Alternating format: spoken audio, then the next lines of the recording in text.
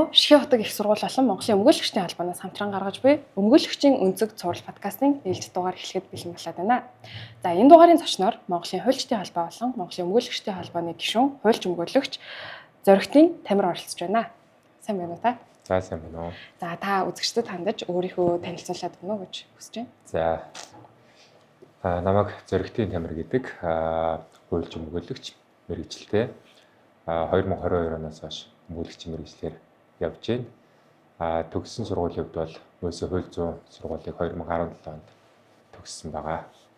Таны хувьд одоо мэргэжил болон туршлагынхаа талаар ярил одоо яг ямар хуу онцлогтой ямар чиглэлээр одоо мэргэжж байгаа өмгөөлөгч гэж өөргөө одоо хэлэх вэ?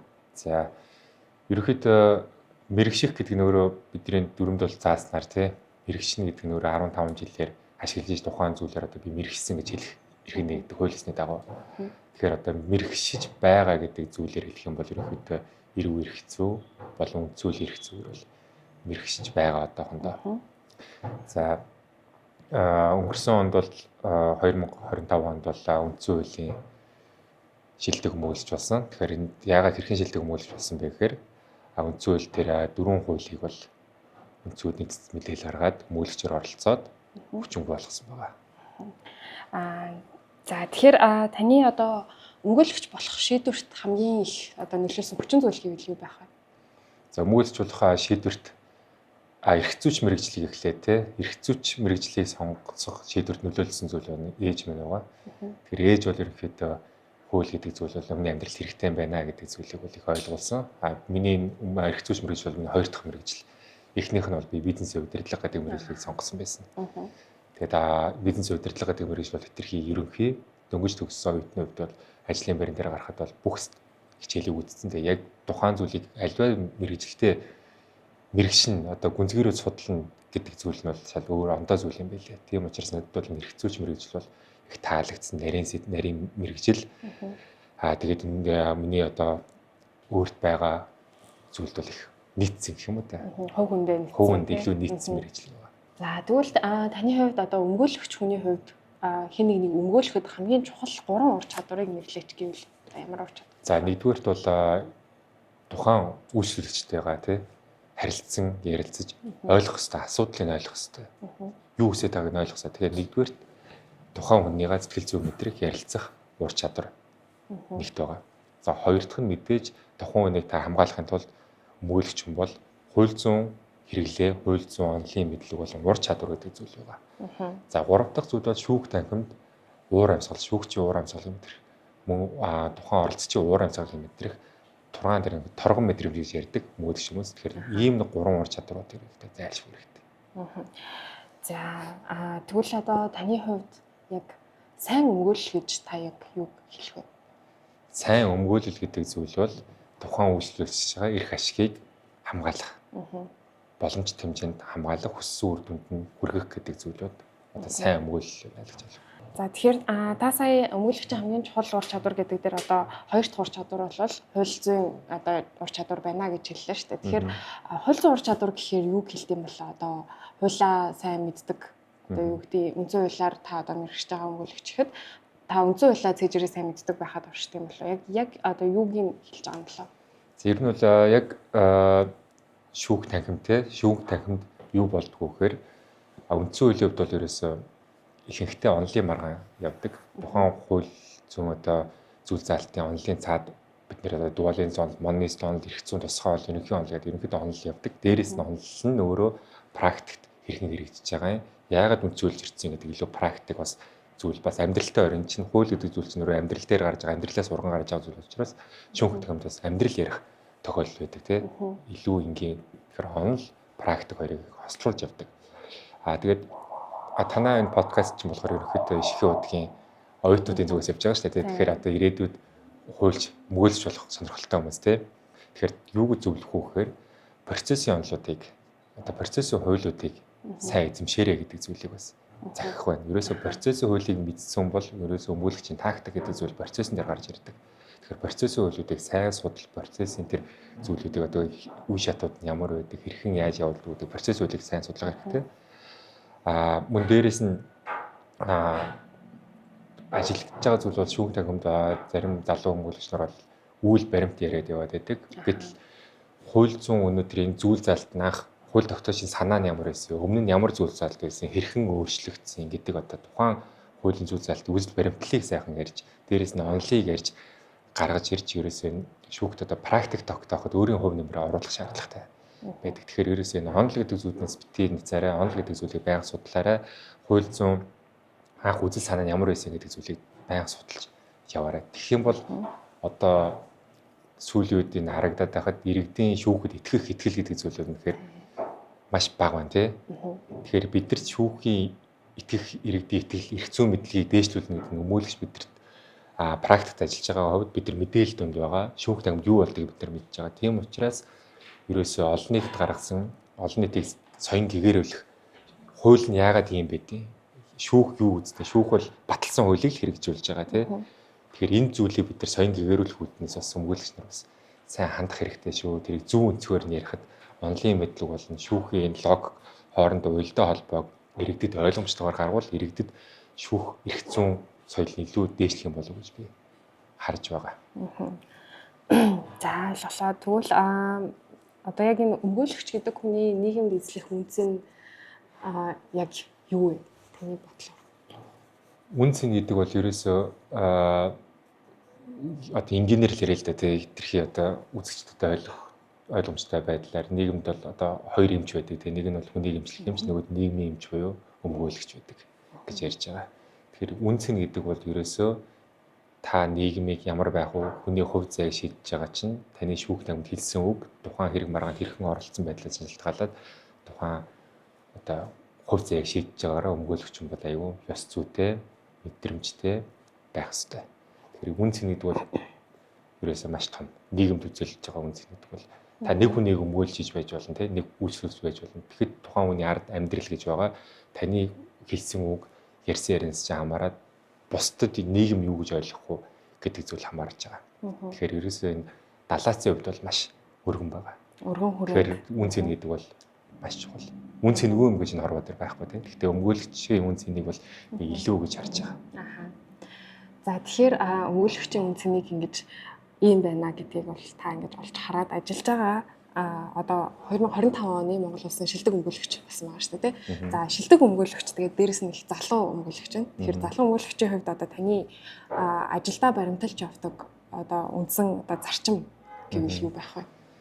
Ерөнхийдөө тухайн үйлчлүүлэгчтэй бол одоо яг чадах зүйлээр одоо юу байна л та. Өөрийн чадахгүй гэдэг зүйлээ бол би авдаггүй. Үйлчлүүлэгч санал болгоод би чадахгүй мэдэхгүй зүйл зөндөө байгаа. Гэхдээ чадахгүй мэдэхгүй зүйлээ би чадна гэж хэлж авдаггүй. Үнэхээр татгалзаад боломжит чаддаг тухайн салбартаа мэрэгсэн чадвартай хүмүүстийг би санал болгоод явуулдаг. Одоо баримтлах зарчим бол ерөөсөө ёс зүйтэй үйлчлүүлэгчтэй бодит байдлыг хэлэх ёстой. Итгэл төрүүлж болохгүй, худлаа би шүүхэд ялна, амлалт бариу болохгүй. Хуулиараа шороитой байдаг. Тэгэхээр ер нь бол үйлчлүүлэгч бол дандаа амлалтыг барьж ирдэг тий. Та ялах уу? Намайг авч гарч чадах уу гэдэг. Тэгэхээр үнэхээр боломжгүй зүйлийг боломжгүйд нь хэлээд тухайн хүний цаг мөнгө болон хөрөнгө мөнгөний ч гэсэн бас хэмнэх тадлыг их баримталдаг гэх юм уу? Одоо тэгэхээр одоо өмгөөлөгч авч ийн гээл тэгэхээр одоо энэ кинон дээрээс гарсан ойлголт гэдэг ч юм уу тийм ингээд хүмүүсийн ойлголтоор ингээд өмгөөлөгч авах юм бол намайг аваад гарчиндаа уснаас одоо хураа аваад гарчиндаа гэсэн ойлголттой байдаг. Тэгэхээр одоо яг өмгөөлөгчийн хийдэг ажил нь одоо яг тэр хүнийг уснаас хураа авч гарах гэдэг зүйлийг хийдэм болов яг одоо өмгөөлөгчийн хийдэг ажил үндсэн таны үүрэг гэвэл та яг юу гэж хэлэх вэ? За иргэд ингэж боддог. Уснаас хуурай гарч ийн гэдэг ерөөсө буруутай хүнийг өмгөөлж энэ хүн бол өстой мөнгөний таатай ажиллаж байна. Ахуулд итгэцэн байна ярьдаг тий. Гэтэл өөрөө хэдий хүн гэмт хэрэг үйлдсэн байсан ч гэсэн тухайн хүний эрх зүйн байдлыг дээрдүүлэхээр шүүхэд хандаж ялыг хөнгөрүүлэх хуулийн боломж өгдөг. Бид нар тэд боломжийг л ашиглаж байгаа. Тэр хүнийг буруутай гээд үгүй гэж татгалзаж байгаа зүйл биш. Ялыг хөнгөрүүлэх боломжийг нэгээд хууль зүйн хэмжээнд эрх зүйн байдлыг дээрдүүлэхээр л бид нар ажиллаж байгаа байхгүй юу?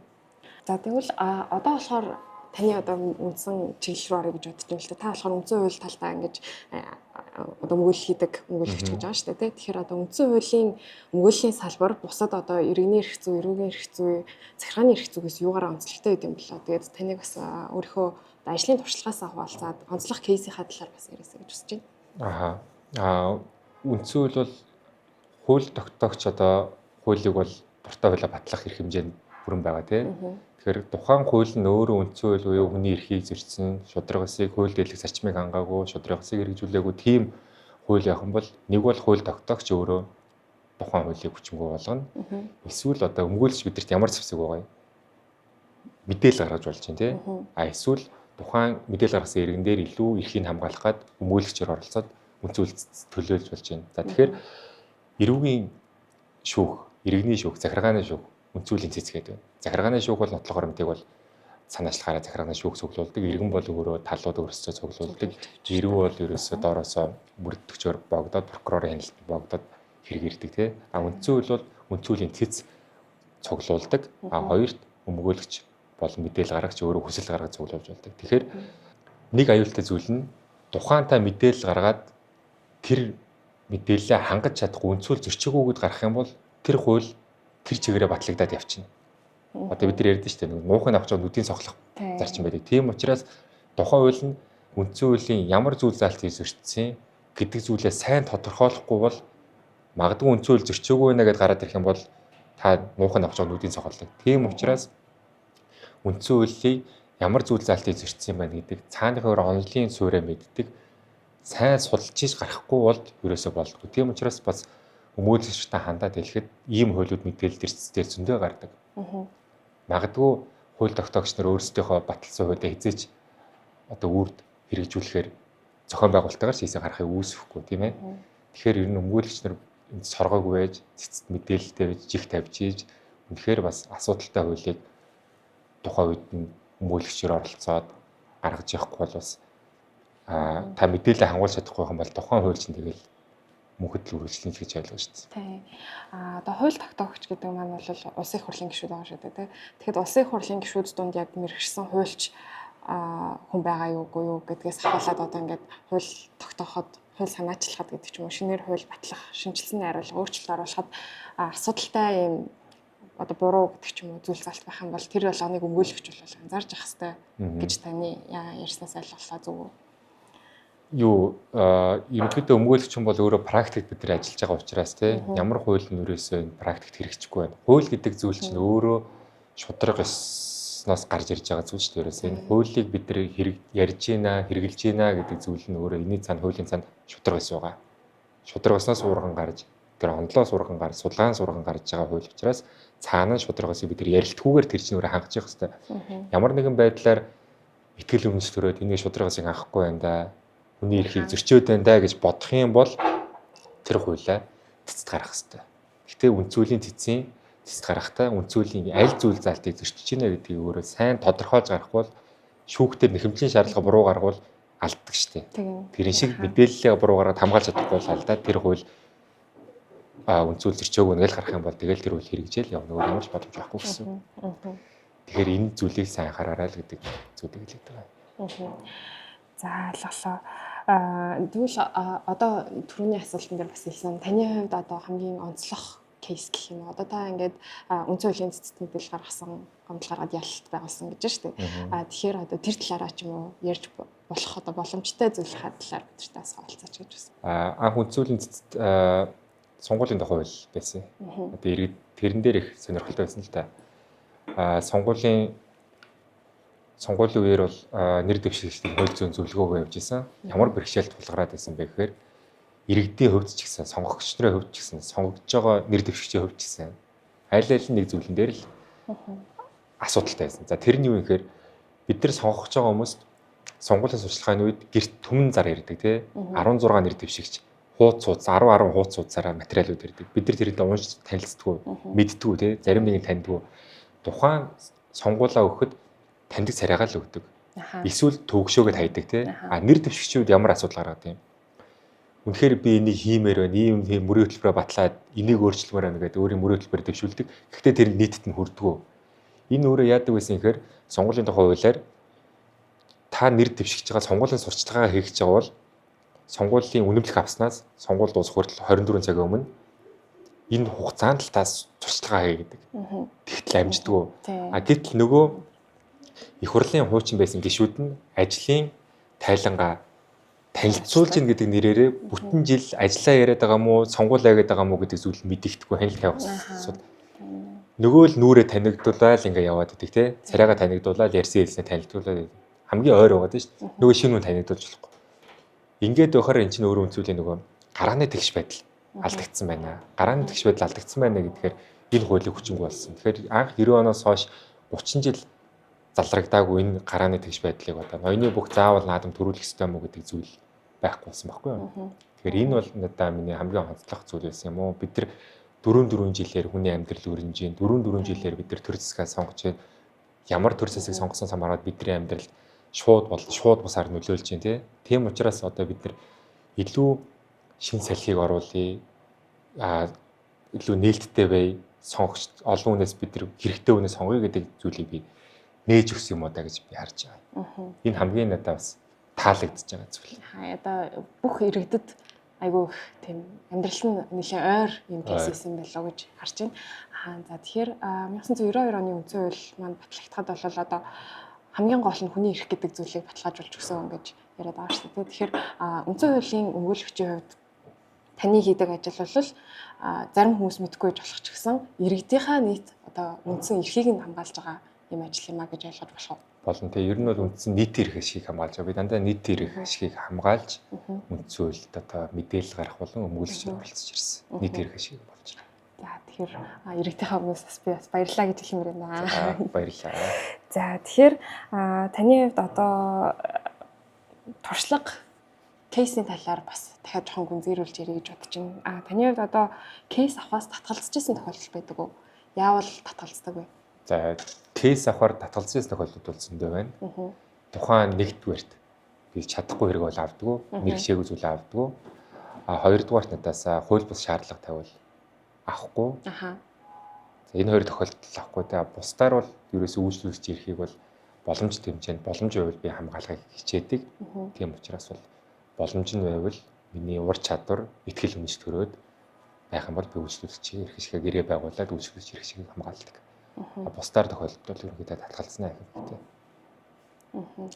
За тэгэхээр одоо ингээд олон нийтийн жоохон буруу ойлголтч гэх юм уу одоо та түрүү бас ярьж байхдаа хэлсэн одоо буруутай хүнийг өмгөөлөд байна гэдэг асуудал яригдчих штэ. Тэгэхээр таны хувьд болохоор одоо хууль бус шаардлага тавих юм бол одоо кейсийг хүлээж авахаас татгалздаг гэдэг чинь. Тэгэхээр энэ нь бол өмгөөлөгч хүний өөрийнх нь ёс зүйн ур чадвартай холбоотой асуудал байх одоо бусад өмгөөлөгчд магадгүй одоо тэгдэг тохиолдол байдаг болоо одоо ингээд буруу шаардлагыг нь хүлээгээд авчдаг ч юм уу тий. За тэрийг бас сайн мэдгүй. Мэдээж мерсэр зүгээр үйлчлүүлэгч ярианаас сонсогдож байсан. Тэгвэл би өөрөө нүдээр үзээж шүүхээр тэр нь шийдэгдээгүй тий. Зөрчлөөр тооцогдоогүй учраас би бас түүнийг бол итгэхэд хэцүү. Өмгөөлөгч хүмүүс бол өөрсдөө мэдж байгаа. Одоо сошиалд ингэж ярьдэн шүү дээ. Хүнийг сошиалоор ерөөсөө бүлийдэд буруутгадаг тий. Гэтэл хэргийн материалд юу цугласныг хинч мэдэхгүй хараагүй байж нэг өнцгөөс нь харж иж шүмжлээлээдэг тий. Энэ чинь болохгүй байхгүй юу? Тэр өмгөөлөгч хүн найд хариулахаар хэцүү. Хэрэг шүүхээр шийдэгдсэн зөрчлөн тогтоогдсон байх юм бол би тэгдгээ гэдэг зүйлийг бол хэлж чадна. Зүгээр би сонсч ирсэн. Тэгтээ нүдээр үзэг болохоор би өөр хэлж чадахгүй. За тэгэхээр одоо хууль гэдэг бол ерөнхийдөө юу гэдэг одоо олон нийтийн ойлголттой орч гэх юм уу? Заавалчгүй нэг хүнийг шийтгэх гээд байгаа асуудал биш. Одоо шүүгдэгч яллагдагч юм бол одоо гин буруутай тогтоогдоогүй бол тэр үнийг гин буруутай тооцохгүй гэдэг одоо өмгөөллийн зарчим байж байгаа шүү дээ. Тэгэхээр энэ зарчмыг одоо хангахад гэх юм уу?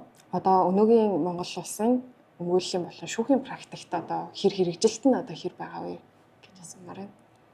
За эрх зүйн байдлыг дээрдүүлэх зүйлүүд бол угаасаа хэрэгжиж байгаа эрүүдээр бол эрүүдээр эрх зүйн байдлыг дээрдүүлэх зарчмууд бол гин бурууга бүлээн зөвшөөрсөн хохирлыг нөхөнтөөсөн байдал, гин бурууга ухаарсан байдал, гин хорыг арилгасан байдал зүйлийг бол шүүх харгалзаж үзээд тухайн хүний ялыг нь хөнгөрүүлэх, арай зүйл яллын бодлого баримтлах зүйлүүд бол шүүхтөр бол хэрэгжиж байгаа. Гэтэл нөгөө талаас иргэд маань ерөөсөө л шүдийг шүдээр нүдийг нүдээр гэдэг зүйлийг л хүсээд байдаг тий. Гэтэл тэр зүйл чинь өөрөө ялын бодлого гэдэг зүйл чинь хүнийг шийдэхтэй биш. тухайн хүнийг нийгэмшүүлэх, ухамсарлуулах, дахиж энэ гэмт буруугааг нь ойлгуулад үлдэхгүй байхаар зорилготой шүү дээ.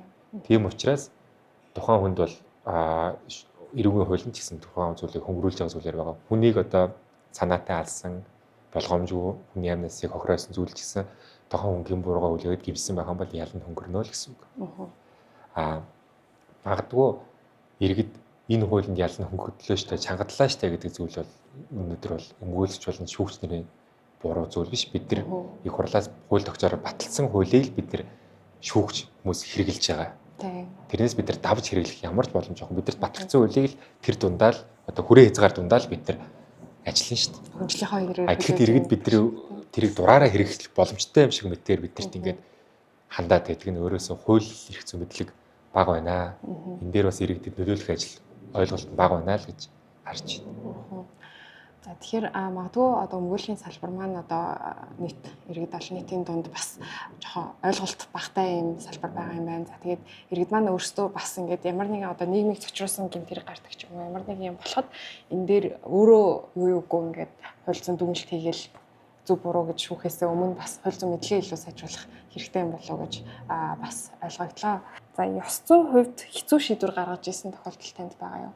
Өмгөөлөгчийн хувьд бол ёс зүйн дүрм гэж байгаа. Бид нар ёс зүйн дүрмээ баримталж ажилладаг. Тэгэхээр ёс зүйн дүрмийг зөрчсөн альва тийм хар шийдвэрийг бол бид нар ерөөсөө гаргадаггүй. За ойлголоо. За тэгэхээр одоо ерөнхий подкастын дүгнэлт хэсэг рүүгээ орё гэж бодож байна. Тэгээд бас таны талаас одоо хувь хүнийхэн талаас бас жоохон асуумар санагдлаа. За тэгэхээр та өөрийгөө одоо нэг үгээр тодорхойл гэвэл ямар үгээр тодорхойлох вэ? За миний овог зөрөгт. Тэгэхээр зөрөгтэй. Зөрөгтийн хүү зөрөгтэй байна л гэсэн үг. Гайхалтай. Тэгэхээр одоо хэрэгээ өмгөөлж явахдаа гэдэг ч юм уу те ажлаа хийгээд явж байхдаа зөрөгтэй байдаг гэсэн үг үү? Эсвэл хувь амьдрал дээрээ бас одоо зөрөгтэй. Амьдрал дээрээ зөрөгтэй. Ерөөсөө одоо нийгэм болохгүй байгаа зүйлийг зөрөгтэйгээр дуурах, хамгаалах, нийгэм ингэж бодож байгаа юм чи би ингэж буруутах нь те энэ талын арай болохгүй юм болов, нийгэм хүлээж авах болоогүй юм болов гэдэг зүйлийг барихгүйгээр ерөөсөө л нийгэм болж болохгүй байгааг залруулъя, сайжруулъя. Дээрээс нь үйлчлүүлэгчийн ихтгэл үнэмшлийг хамгаалсан бол тэрийг зөрөгтэй хамгаалъя. За би ч буруутчтай бас буруу бодсон байна гэж өөрөө шүүгтэй юм зөрөг мөхгүйгээр өөртөө ихтгэл үнэмшлтэйгээр үйлчлүүлэгчийн эрх ашиг тууштай хамгаалах, зөрөгтэй хамгаалах зүйлийг бас хамгаална гэсэн. Одоо хоёр талтай шүү дээ. Нийгмийн болохгүй юм зөрөгтэй дуурайя. Дээрээс нь үйлчлүүлэгч шүүгтэй юм ч гэсэн зөрөгтэй хамгаалъя гэдэг зүйл. За гайхамшигтай. За тэгэхээр таны хувьд одоо ингээд залуу өмгөөлөгчийн хувьд таны хойноос одоо ингээд их сургуулаа төгсөөд хуульч болоод өмгөөлөгч болоод явж байгаа залуу өмгөөлөгчдөө ингээд зөвлөгөө өгөөч гэвэл ямар зөвлөгөө өгөх вэ? Энэ ямар л орж байгаа. Залуу өмгөөлөгчийн хувьд бол эхлээд нөгөө торгон эрен дээрээ байна гэж ярьдаг да. Торгон эрен дээр байна. Тухайн өмгөөлөгчийн дөнгөж эрхээ аваад, хуульчийн эрхээ аваад үйлчлүүлэгч болно. Хуульч судалж байгаа зүйлийн хувьд бол одоо бүрэн дүүрэн судалдаг. Жишээлбэл одоо кейс авлаа гэдэг нэхэмжлийн шаардлагууд бол боломж хэмжээгээр нь бүгдийг нь одоо 4 5 гэж чигсаагаад аль нь илүү хамгаалагдах юм байна гэдэг зүйлээр шүүхэд хэрэгээ бүрэн дүүрэн судалж нэхэмжлийн шаардлагаа зөв гаргаж явдаг. Магадгүй олон жил өнгөрсний дараа хэрэгээ ачааллаасаа болоод магадгүй энэ хэрэгээ би мэдэндээ гэсэн одоо бардам зангаасаа болоод зарим хэрэгүүдийг бол тэгж анхан байдлаа судалдаггүй. Шүүх танхимд бол бас сул хэрэгээ бүрэн дүүрэн судалж орж ирдэггүй. Зарим зүйлд бол прокурорын болон эсрэг төлөв өмгөөлөгчийнхөө нарийн нюанстай асуултанд хэргийн материалаа судлаагүй орж ирснээс болж унах тохиолдол байдаг. Тэгэхээр залуу өмгөөлөгчдийн хувьд бол тэр ирчээ бити алдаарай. Анхны тэр ирч чинь ирээдүйд одоо амжилттай байх, өмгөөлөгч байх, амжилттай ажиллах зүйлийг чинь хамгийн том хөшүүрэг тулгуурна гэдэг шүү гэдгийг захиж хэлмээр байна. Дээрээс нь ёс зүгээ сайн баримтлаарай. Үйлчлүүлэгчийн хууль бус шаардлаганд татгалзаж сураарай. Бас өөрийн чадахгүй зүйлээ битгий авч үйлчлүүлэгчийн хохироогоорой чаддаг нэгэнд нь зөрөгтэйгээр санал болгоод татгалзаж сураарай гэдэг л хэлээд та залуу хүмүүст. За баярлалаа. За тэгэхээр таны хувьд болохоор одоо өмгөөлөгч хүний хувьд, хуульч хүний хувьд Монгол улсын маань өмгөөллийн салбарт ямар нэгэн зүйлийг одоо өөрчлөе гэх юм бол танд одоо нэг зүйлийг өөрчлөх хэрэг мэдлэн байгаа гэх юм бол та ямар зүйлийг өөрчлөхийг хүсгэсэн бэ? За эрүүгийн эрх зүйн хувьд бол эрүүгийн өмгөөллийн хувьд бол өмгөөлөгч хүн бол эрүүгийн хэрэг шинжлэх ухааны ажиллагаанд оролцох эрх хэмжээ бага байдаг. Хүсэлт гаргахаас цаашгүй маш хүндрэлтэй байдаг. Тэгэхээр ерөнхийдөө практикт яадаг вэхээр прокурор дандаа хүнийг яллах талын баримтыг цуглуулаад шүүх рүү явуулцдаг. Тэгээ бидэрт ганц одоо хэрэгжүүлэх боломж нь шүүхийн өрөлтцөө хэлцүүлэхээр л бид нар одоо бүх зүйлийг ярьдаг. Шүүх тангимд ярьдаг. Гэхдээ тэр бүгд чинь өөрөө оройтцсон байдаг. Тухайн цаг үед нь тий прокурор бидний үслэг зарим үед ханган зарим үед хангахгүй. Тийм учраас Америкийн шүүхийн практикаас би сонсож байхад бас авууштай цан чанар байсан. Шинжээчийг бол аль тал нь зэрэг гаргаад явдаг, шинжээчийг томилуулад явдаг. Тэнгүүдээ шүүх тахим зэрэг хууль зүйн хүчин төвд хоёр шинжээчийн дүнэлтүүд нь өөрсдөө хууль зүйн тэнцүү хэмжээтэй. Шүүгч тэрийг сонсож байгаад алийг авч алийг хангахгүй байгаа шийддэг. Энэ чинь өөрөө өмгөөлөгчийн бас тэр мөрдөн шалгах ажиллагаанд оролцож байгаа эрх хэмжээний бас хууль зүйн хүчин төвлөлт. Тийм байна. Прокурор эрх зүйн байдлыг тэнцүү байгаа байхгүй. Тэгжээ шүүх хоёр юмыг харж иж шийдэд байгаа байхгүй. Шинжээчээр нь хоорондоо мэтгэлцдэг. Хоёр шинжээч хоорондоо мэтгэлцэх нь шүү дээ. Тэгжээ шүүх тэнд үндэслэл бүхий илүү ихтгэл үнэмшилтэй сайхан шийдвэр гаргаад явж байгаа нь их даваа тал харагдаад байдаг. Тийм. Дээрээс нь бас сүүлийн үед практик дээр өмгөөлийн салбарт өмгөөлөгч нар бас цагдин хоригдож байгаа асуудлууд бас байна. Энэ чинь өмгөөлөгч хүн цагдин хоригднод ч юу гэсэн үг те. Тэгэхээр энэ өмгөөлөгчийн бас эрхийг хамгаалах зүйл дээр нэлээд хүчтэй байж цагдаа нарын прокурорын байгууллагууд нь бас ойлгох хэрэгтэй болов уу гэж харж байна. За тэгэхээр ерөөхдөө бол одоо хууль сахиулах байгууллагын одоо прокурор гэдэг ч юм уу бүхий албан тушаалтантай харьцуулахад бол өмгөөлөгчийн эрх зүйн байдал бол арай доогуур байгаа юм байна гэж ойлгогдож байна. За тэгэхээр за тэрийг өөрчлөлмөр байгаа юм байна. За дээрэс нь өөрчлөлмөр байгаа юмны хувьд гэх юм бол захимжуулах. Тий, өмгөөлөгч хүний одоо шүүх хуралд авахцсан өмнөх шүүх хурал дуусаагүй байхаар дараагийн шүүх хуралд орохгүй хойшлуул тохиол байдаг. Гэтэл бид нар одоо нөгөө хэрвээ энэ бидний шүүх хурлын систем ингээд хаана орж байгааг ингээд захимжаад харчих юм бол бид нар тэнд заавал ингээд албан бланкн дээрээ хүсэлт хүчээ те ийш тийшээ нэг байгууллагын шүүхийн тодорхойлолт хамгаалах газраас нь шүүх хурлын зар аваад ингээд техник ажлуудаа багасгачвал бидний цаг хугацаанд хэмнэлттэй байх гэдэг байна. За ойлголоо. Цаг хугацаа гэж ярьсан дээр бас нэмээд асуулт асуумаар санагдлаа. Та одоо 7 хоногтой оролцоогоор өдөрт хэдэн цаг ажилладаг вэ? Одоо 8 цагтаа багтааж ажиллаа дуусгаж чаддаг уу? Эсвэл одоо илүү цагаар дандаа ингэж суух шаардлага гардаг уу? Ер нь бол илүү цагаар суучдаг. Ер нь бол илүү цагаар сууж ажилладаг. Судалгаа ихтэй. Тэгээ би энэ зөвхөн Монгол улсад ийм болов гэсэн чинь олон улсад яхад ерөөсөө бүгд ялгаагүй л олон улсын Италийн хуульч нартай сая уулзлаа. Итали, Үзбекистан, Хятад, Герман, Англи гэд нийт 20 улсын хуульч нартай форумд оролцоод хэлхэл тавиад ирсэн л дээ. Тэгээ уулзж яхад бид нар бас өмгөөлийн салбарын асуудлуудыг ярилцлаа. Ер нь бол бүгд илүү цагаар ажилладаг юм байна. Хоёрдугаар сэтгэл зүгөө ер нь гамнахгүй бол бүгд сэтгэл зүйд асуудалтай болж байна. Ерөөсөө ажлын ачаал байна. Дээрээс нь тэр хүний хэргийг бодож стресс гэдэг зүйл өмгөөлсөрт маш их байд юм байна. Ёс зүй баримтгч явдаг учраас нөгөө нийгмийн амьтан гэдгээ мартаад нийгэмшиж чаддгүй өөрийгөө хаагдмал болгоод юм байна. Ганцаарддаг юм байна. Зөвхөн Монгол хэлтгүй дэлхий дээр байдаг л зүйл юм байна. Тэгэхээр энэ бүгдийг анхаарч ажиллахгүй болдгүй юм байна гэдгээс дахин ойлголоо. За тэгэхээр таны саяны хэлснээс сонсоход бол ерөнхийдөө бол одоо хүн бол ажил амьдралын балансыг барьж амьдрах хэрэгтэй гэж ярьдаг шүү дээ.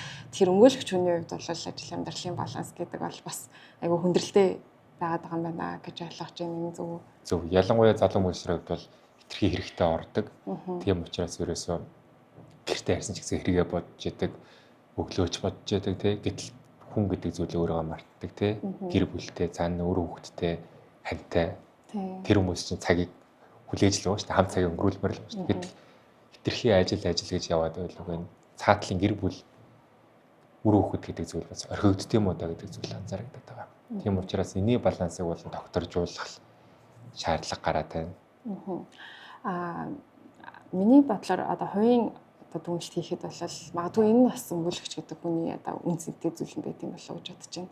Одоо ажил амьдралын балансаа алдагдуулсан байж тэр хүний төлөө зүтгэж гинэ гэж одоо ойлгож болохоор шүү дээ. Тэгэхээр энэ нь магадгүй өмгөөлөгч гэдэг мэрэгжлийн одоо маш үн цэнтэй онцлог зүйл нь байт юм болов уу гэж харж байна. Та сая хэллээ одоо ганц Монголд гэлтгүү хэд аяараа л бүгдээрээ тэгж илүү цагаар ингэж ажилт юм байна. Энийг докторжуулах хэрэгтэй гэж юм. Тэгэхээр илүү цагаар ажиллаж байна гэдэгт бол магадгүй одоо ингээд өөрөөсөө илүү өөрийнхөө амьдралаас илүү тэр хүний амьдралыг бодоод ингээд хичээл зүтгэл гаргаад ингээд явж байна гэдэг бол маш бахархууштай зүйл юм болоо гэж бодож байна. Тийм. За тэгэхээр энэ дээр бас баярлалаа гэж хэлмээр байна. За тэгэхээр одоо сүүлийн асуултыг асууя гэж бодож байна.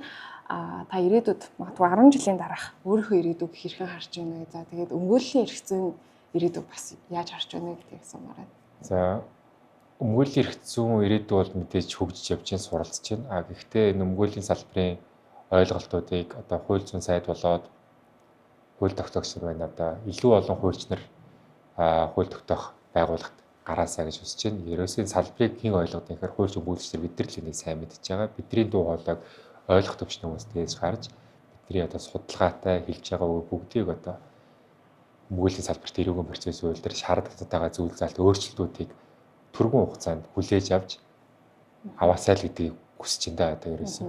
Бид нар бол ерөөсөө шаардлагуудаа хүсэлтүүдэд тавьдаг. Гэхдээ хууль тогтоомжид өөрчлөлт орж байгаа асуудлууд бол маш удаан байдаг. Энэ хэрэгээрээ ерөөсөө хүний эрх хангах байдал болон тэнцвэрт байдлууд бол алдагдал явж байгаа. Тэгэхээр 10 жилийн дараа бол одоо энэ бүх зүйлүүд байхгүй болоосоо үеийнгийн дээрлэлт гэдэг байгаа энэ зүйлүүд одоо залуу үеийнхэн тий эцэс залуу үеийнхэн л энэ Монгол орны ирээдүй.